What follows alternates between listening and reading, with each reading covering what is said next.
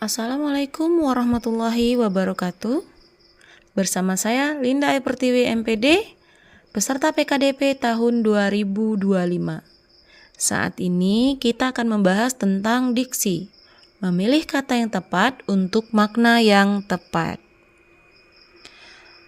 Adapun CPMK materi diksian ini adalah mahasiswa mampu memahami konsep-konsep teori tentang unsur-unsur kebahasaan atau elemen sastra.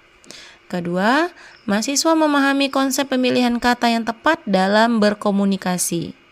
Ketiga, mahasiswa mampu berkomunikasi yang baik dengan bahasa yang lebih sopan. Selanjutnya adalah tujuan pembelajaran. Tujuannya adalah memahami konsep diksi, meningkatkan keterampilan berbahasa, meningkatkan kualitas penulisan dan ucapan, membedakan makna kata yang halus dan kasar, serta membantu dalam menulis karya ilmiah dan non-ilmiah. Itu penting ya, karena tujuan akhirnya salah satunya adalah penulisan skripsi untuk semester akhir. Di sini ada kalimat, Adi adalah mahasiswa yang buta. Kalau Adi membaca kalimat ini, perasaan Adi bagaimana ya? Lalu bagaimana perasaanmu jika subjek kalimat tersebut adalah kamu, bukan Adi?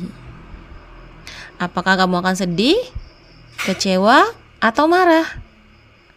Nah, disinilah diksi berperan penting.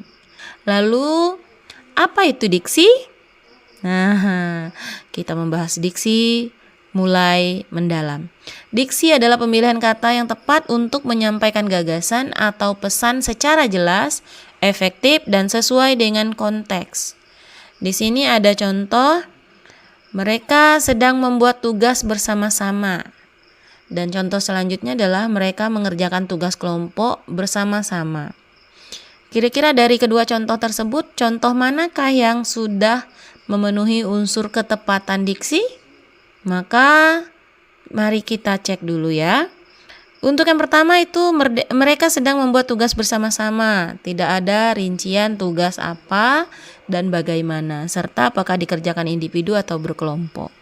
Lalu yang kedua adalah mereka mengerjakan tugas bersama-sama. Nah, selanjutnya adalah ketepatan diksi. Kita akan membahas tentang diksi. Tentu ada beberapa hal yang harus kita perhatikan. Yang pertama, denotasi dan konotasi, kedua sinonim dan antonim, ketiga akronim, keempat konteks penggunaan.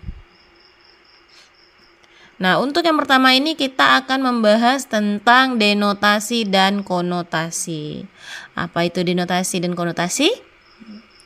Denotasi adalah makna sebenarnya, sementara konotasi adalah makna kiasan atau tersirat.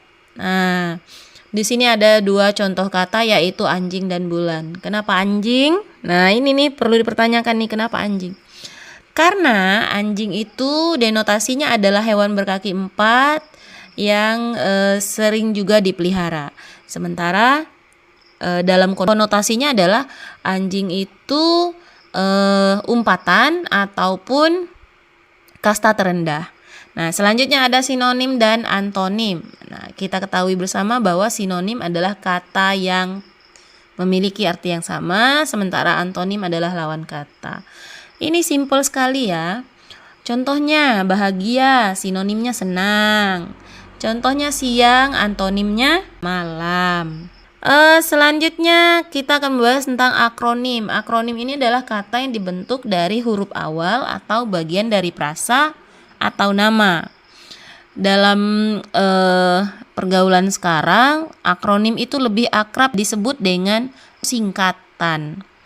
Nah, di sini ada BIN, Badan Intelijen Negara, ada TNI, Tentara Nasional Indonesia, dan ada IAI, Institut Agama Islam.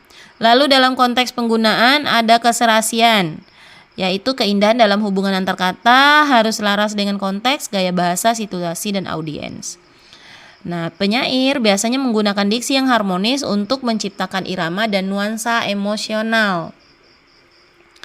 Nah, ini perlu nih digarisbawahi bahwa bahkan penikmat syair ketika membaca itu biasanya mereka mendalami peran menjadi penyair tersebut.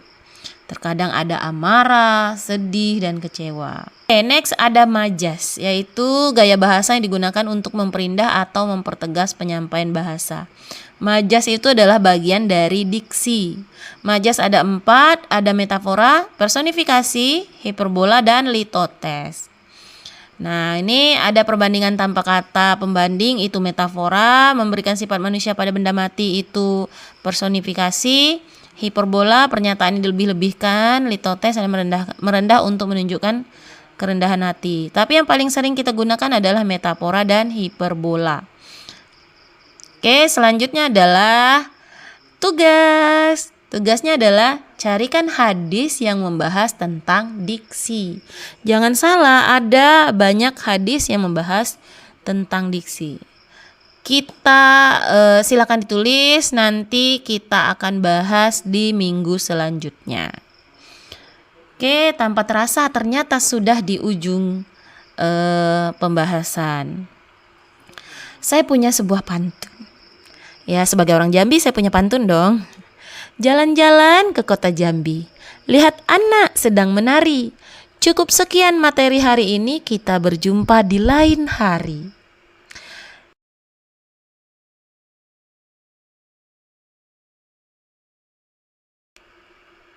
Terima kasih sudah mengikuti materi saat ini. Saya tutup. Wabillahi taufiq wal hidayah. Wassalamualaikum warahmatullahi wabarakatuh. Thank you for watching.